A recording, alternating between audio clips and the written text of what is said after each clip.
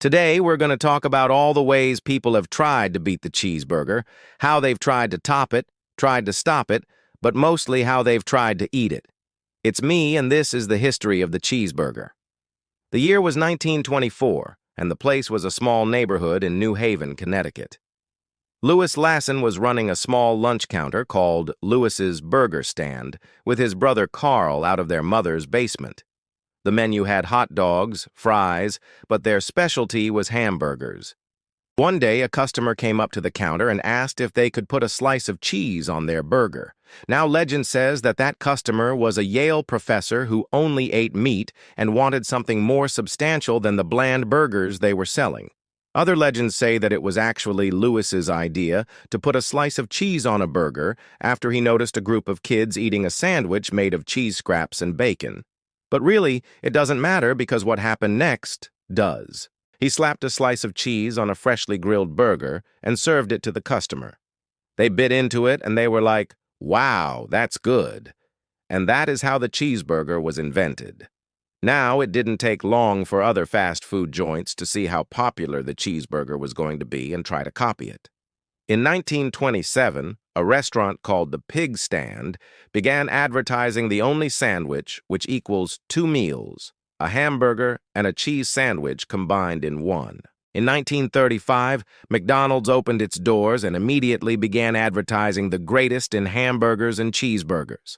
And since then, we've been trying to top the cheeseburger ever since. In 1938, an insurance salesman from Texas named Gene invented the double cheeseburger while flipping burgers on a George Foreman grill in his garage. He ended up creating so many jobs for his friends flipping burgers at parties that he eventually left insurance and started the first drive-in restaurant in Dallas called Cozy Dog Drive-In, though it wasn't until 1951 that someone decided to go bigger. That's when a man named Billy Ingram opened the first Ingram's Barbecue Pit in Nashville. And yeah, they did serve barbecue, but they also served something else. A half-pound burger with 2 slices of cheese on a 3-4-pound bun. Speaking of buns, in 1954, Harry and Dolly Middle bought a bakery in Casper, Wyoming. The bakery was making some pretty fancy breads, things like sourdough and rye. But they had a lot of dough left over at the end of the day and didn't know what to do with it. So Dolly started making burger buns, and it became a hit. Soon they were supplying all the local restaurants with their fresh burger buns, and by 1962 had expanded their business to 7 different locations across 3 states. Meanwhile, in California, brothers Don and Phil Harrelson opened the first Freddy's frozen custard and steak burgers in 1967. This was during a time when frozen custard was getting really popular, and Freddy's wanted to set themselves apart from the competition by putting an entire block of cheese on their steak burgers. And they didn't stop there. By 1971, they had a special burger called the Big Cheese, which came with not 1, not 2, but 4 quarter-pound patties stacked on top of each other along with 4 slices of cheese. So now that we've established that adding cheese and beef is definitely the way to go, let's talk about some of the biggest cheeseburgers ever created. In 1973, a chef from Denmark called Jørgen Uth created the burger of all burgers to celebrate the opening of the new pedestrianized shopping street in the city center of Odense. He stacked 5 massive beef patties on top of each other, covered them in 20 slices of cheese, bacon, eggs, lettuce, tomato, onions, pickles, ketchup, mustard, remoulade sauce, and put it all between a sesame seed bun.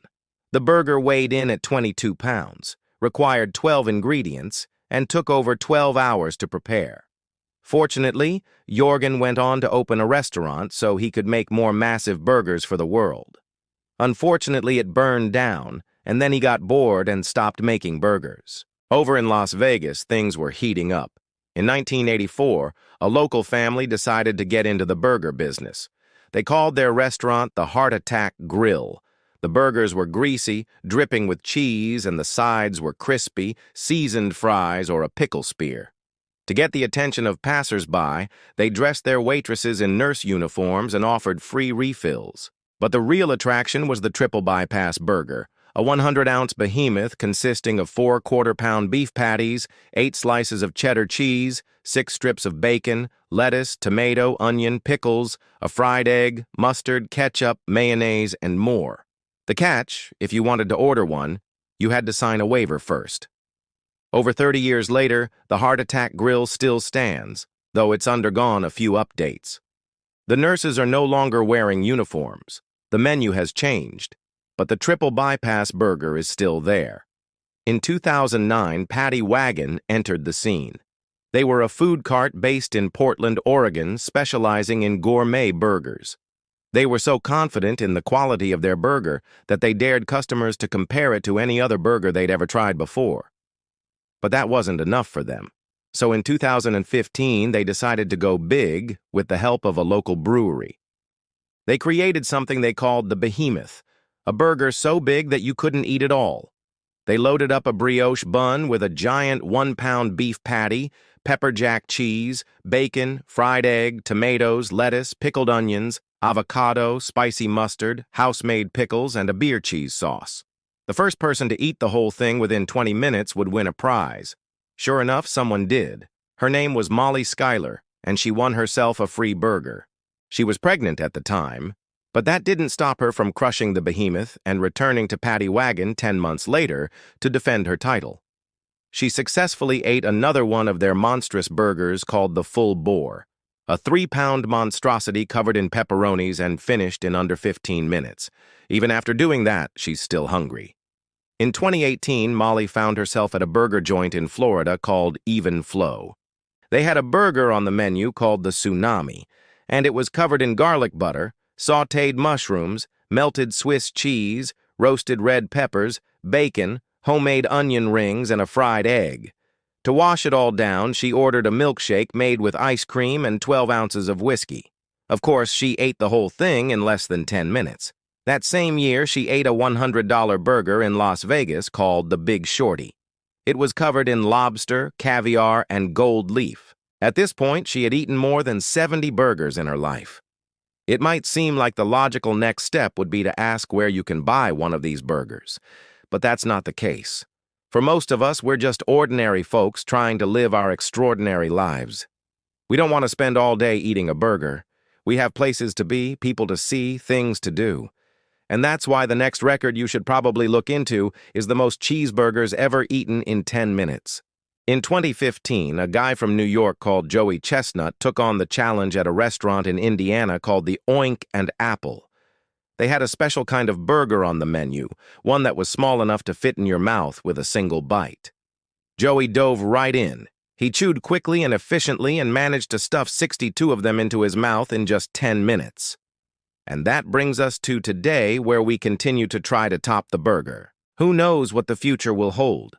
Maybe we'll find a way to combine the cheeseburger with the smartphone or the toilet.